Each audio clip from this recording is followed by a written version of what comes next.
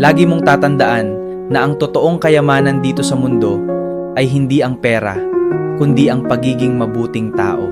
Hindi sukatan ng tunay na yaman ang dami ng pera, laki ng bahay, mamahaling sasakyan o magagarang gamit.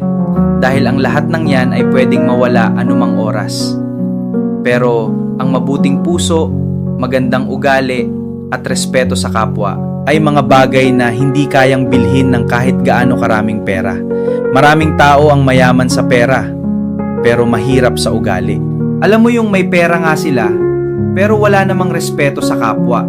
Wala silang malasakit at puro sarili lang ang iniisip.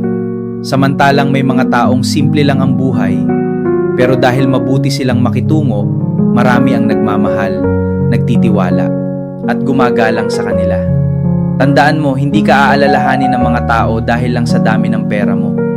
Ang maaalala nila ay kung paano mo sila tinulungan noong kailangan ka nila, kung paano mo sila nirerespeto, at kung paano mo sila pinakitunguhan. Kahit wala kang hinihintay na kapalit, iyon ang tunay na yaman na hindi kailanman mawawala. Kaya habang may pagkakataon ka, piliin mong maging mabuting tao. Huwag kang manlamang, huwag kang mangapi, at huwag mo hayaang baguhin ng pera ang ugali mo. Dahil sa huli, ang pera ay naiiwan lang sa mundo, pero ang kabutihang ginawa mo ay mananatili sa puso at alaala ng mga taong nakilala mo. Yan ang kayamanang hindi kayang nakawin at hindi kailanman mawawala.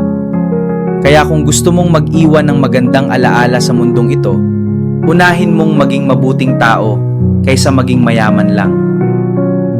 Dahil darating ang araw na mawawala ang lahat ng material na bagay, pero ang kabutihang ipinakita mo sa kapwa ay mananatiling buhay sa kanilang puso at hindi nila iyon basta-basta makakalimutan.